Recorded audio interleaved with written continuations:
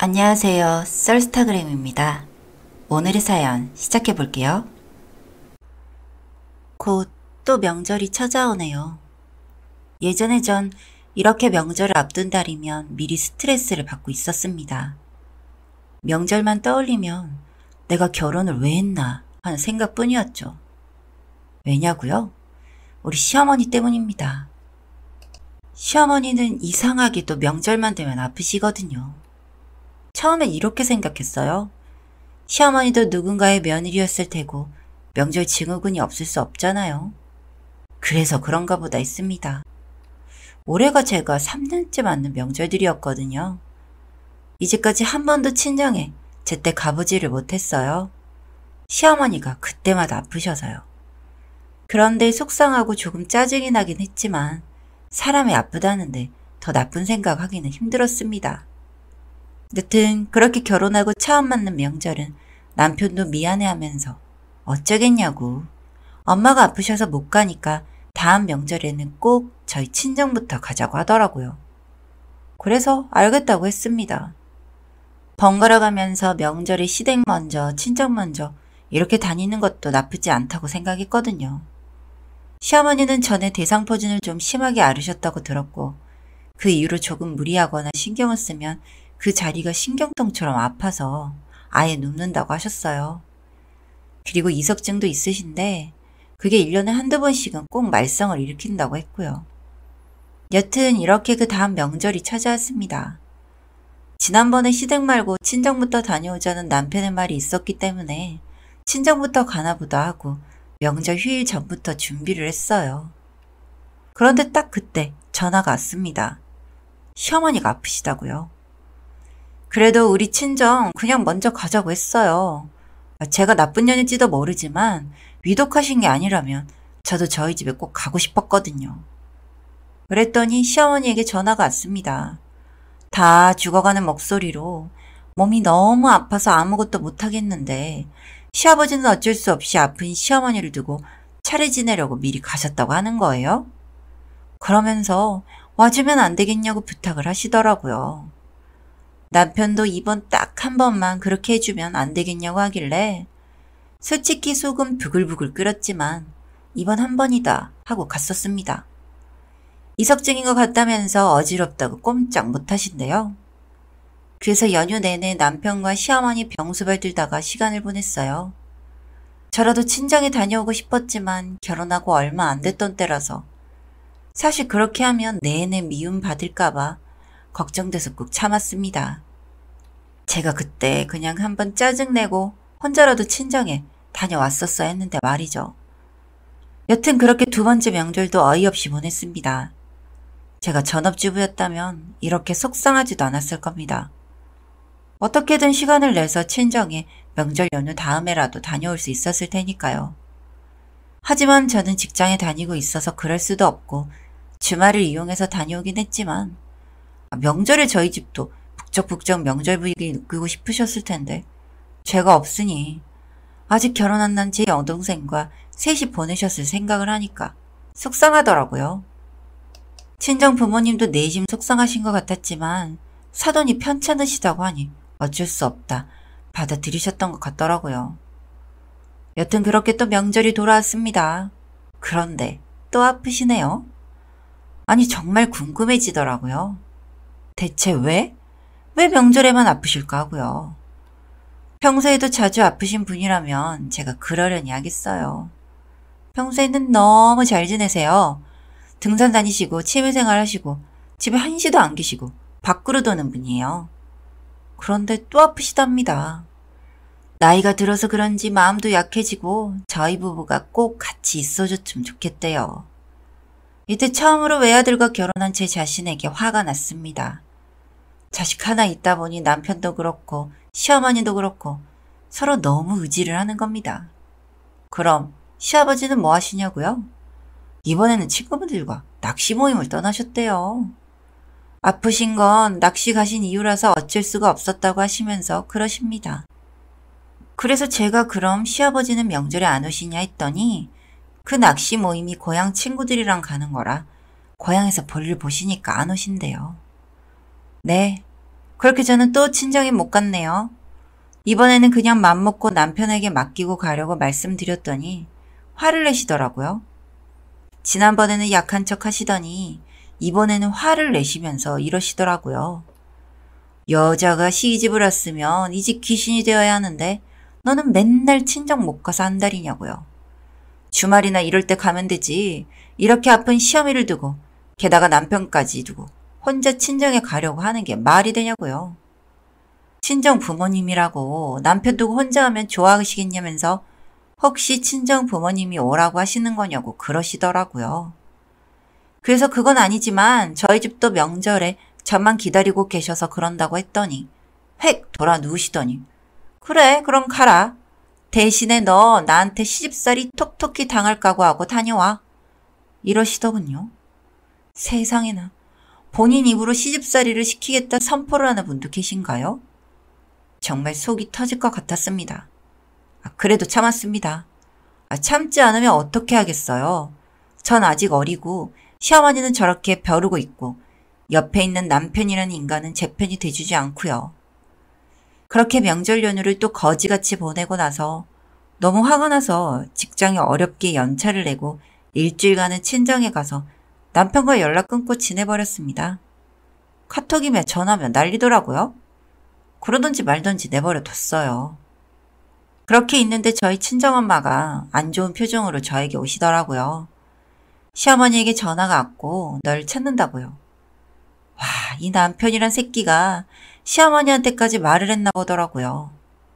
어이가 없었고 여튼 전화를 받긴 했습니다. 그 당시 당장 이혼할 생각은 없었으니까요. 받았더니 시어머니의 폭언이 시작되었습니다.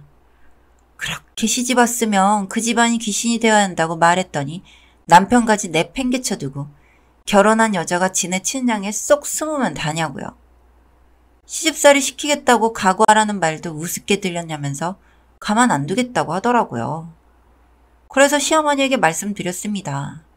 아무리 며느리 돌이라는 게 있다고 하더라도 이렇게 명절 때마다 자기 친정에 못 가는 며느리는 없을 거라고요. 시어머니가 아프셨을 때 돌봐드리는 건 당연하지만 한 이틀이라도 간병해드렸으면 어머니도 저희 친정을 무시하는 게 아니라면 가라고 하셔야 하는 게 맞지 않냐고 했습니다. 그랬더니 어린 년이 아주 맹랑하게 말대꾸 한다고 하시더라고요. 저 살면서 2년 전 소리 못 들어보고 컸습니다. 저희 집 딸 둘 키우시면서 저희 아빠도 항상 좋은 말씀만 하셨어요. 그런데 제가 뭘 어쨌다고 저러시는 건지 너무 화가 났습니다. 그렇게 대판에 대고 시어머니는 절 가만두지 않겠다 으름장 놓고 전화는 끊었습니다. 바로 남편에게 전화 오더라고요. 시어머니가 말했겠죠? 본인이 통화했으니 네가 전화해도 받을 거라고요.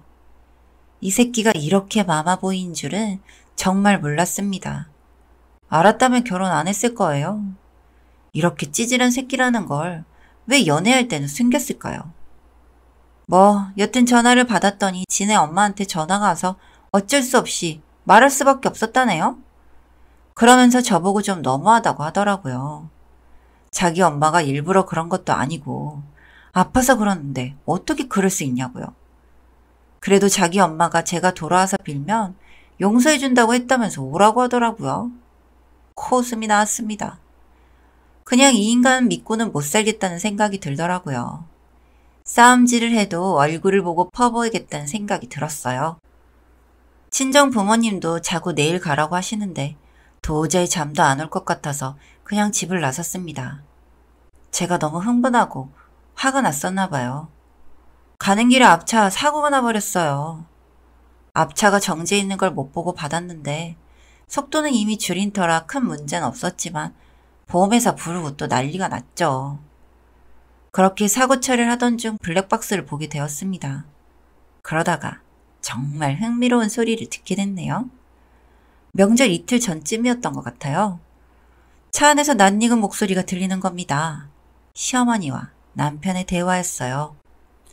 생각해보니 이날 시댁에 들러 뭔가를 가지고 온다고 했던 날이었던 것 같았습니다. 그런데 그 대화 내용을 듣고 저는 소름이 돋았습니다. 아들, 이번 명절은 어떻게 할 거야? 엄마가 또 아프다고 하면 될까? 그 방법밖에 없지 않을까? 아, 그런데 또 통할지 모르겠어. 매번 다음번엔 장인어른 댁에 먼저 가자고 해놨는데. 아이고, 그래도 시엄마가 아프다는데 지가 뭘 어쩌겠니? 안 오고 배기겠어? 아, 모르겠어. 여튼 엄마가 잘해봐. 명절에 나도 쉬고 싶은데 운전 몇 시간 해서 장인어른 댁 가는 거 힘들고. 아, 몰라. 여튼 불편해. 알았어. 엄마만 믿어. 너희 아빠한테도 말하면 안 된다. 알겠지? 여튼 반찬 잘 챙겨가고 내일쯤이나 전화할게. 알았어, 엄마. 참, 듣고 있는데 기가 차더군요. 이 미친 인간이 일부러 계획을 한 거였더라고요. 하, 참, 쓰면서도 웃음이 나오네요. 그러니까 저희 집에 가는 거 운전도 싫고 불편해서 지가 술을 쓴 거였어요. 거기에 시어머니는 좋다고 응한 거고요. 두 모자가 똑같으니 그랬겠지만 이젠 시어머니보다 남편이란 새끼를 용서할 수 없겠더라고요. 아주 잘 됐다 싶었습니다. 그 길로 바로 시댁으로 갔어요. 남편에게는 전화해서 시댁으로 오라고 했습니다. 남편은 엄마한테 사과하러 가는 거야? 그래. 그래야 편하게 살지. 우리 엄마 하나만 뒤끝 길어서 자기만 힘들어. 빨리 갈게. 요지랄 떨더군요. 시댁으로 갔습니다. 시부모님이 주무시려다가 초인종 누르는 게 저인 걸 보고 놀라신 눈치더라고요. 시어머니는 제가 사과하러 온 줄 알았는지 뿌듯한 표정이었고요. 인사드리고 남편 도착하면 말씀드리겠다고 하고 거실에 앉았습니다. 잠시 후 남편이 들어오더라고요. 그러면서 시어머니에게 엄마, 땡땡이 너무 뭐라고 하지 마. 이지랄. 속으로 어이가 없었지만 참고 이야기를 시작했습니다. 어머니 평소엔 정말 쌩쌩하시다가 꼭 명절 때만 아프신 이유가 있을까요? 바로 짚고 날렸네요. 시간 끌 필요 없을 것 같아서요. 그랬더니 팔딱 뛰시네요. 사과하러 온 줄 알았더니 지금 치주하러 왔냐면서 그러려고 이 시간에 이렇게 왔냐고 하시더군요. 옆에서 시아버지도 아가, 아무리 요즘 젊은 며느리들이 자기 할 말 다 하고 산다곤 하지만 이건 너무 경우가 없는 게 아니냐고 하시더군요. 그래서 웃으면서 말씀드렸습니다. 아니, 아버님은 그런 의문 안 들으셨어요? 왜 내 와이프는 명절만 되면 아플까? 왜 그때만 아파서 며느리는 친정에 못 갈까? 이런 생각이요. 그랬더니 명절 다가오니 스트레스 받아서 그런 거 아니겠냐면서 호통을 치시더라고요. 네, 아버님, 저 역시 그런 줄 알고 있었어요. 그런데 그게 아니었더라고요. 하면서 가방 속에서 차 안에서 떼은 블랙박스 영상을 보여드렸습니다. 두 모자의 대화를 말이죠. 시아버지는 다 보고 나시더니 지금 둘이서 뭐하는 짓거리냐고 화를 내시더라고요. 화를 낼 사람은 전데 시아버지가 하도 날리셔서 좀 진정하시라고 했습니다. 아무리 아들을 사랑하셔도 그렇지 아들이 이렇게 못나고 사람 아닌 짓을 하면 어머니란 사람이 그걸 바로 잡아주셔야 하는 거 아닌가요? 어떻게 같이 동조를 해서 이렇게 사람을 속이세요? 저희 친정이 그리고 제가 우스워 보이세요? 이렇게 싸고 도시니까 이 정신머리 없는 인간이 영영 구지할 길이 없는 거 아니겠어요? 했더니 말이 너무 심하다고 하시더라고요. 말이 뭐가 심해요, 어머니? 아니죠. 이제 저에게 어머니 아니시니까 아주머니. 경우 없이 자란 인간 사람 못 만들어서 장가 보냈으면 독립해서 잘 살기라도 해주실 것이지. 그렇게 아깝고 보기 애처로우면 그냥 끼고 사세요. 나이 그만큼 드셔서 추잡스러운 짓 하지 마시고요. 했더니 인연이 아주 미쳤다면서 저에게 삿대질을 하시면서 난리시더라고요. 그래서 말씀드렸습니다. 그렇게 사랑하는 아들 곧 다시 보내드릴 테니 평생 그렇게 아들 뒤나 닦아주면서 사세요. 제가 빠져드릴게요. 그리고 너 이 새끼야. 우리 부모님이 널 뭘 불편하게 했냐? 그냥 어른이면 불편하지? 나도 마찬가지야. 나라도 너네 집에 편해서 다닌 줄 아니? 너네 부모님이 너무 좋아서 다니는 줄 알았냐? 이렇게 엄마 치마폭에 쌓여서 살 거면 그냥 살지. 왜 나랑 결혼해서 이 지랄이야? 앞으로 너 니네 엄마랑 살아. 알았지? 앞으로가 아니네. 그냥 너 오늘부터 여기서 지내면 되겠다. 그치? 네. 그렇게 퍼붓고 저는 지금 이혼 준비 중입니다. 신혼집이었던 곳은 부동산에 내놓았고 친정에 와 있어요. 이 거지 같은 인간들 때문에 괜한 직장까지 그만두고 쉬고 있네요. 도저히 화가 나서 직장에서 일을 할 수 없는 상태가 되어버렸거든요. 몇 년간 그 두 모자의 깜찍한 연기에 속아 넘어간 제가 가장 멍청한 년이죠. 그날 사고가 안 났다면 저는 지금도 친정에 한번 못 가는 그런 멍청이로 살고 있었겠죠.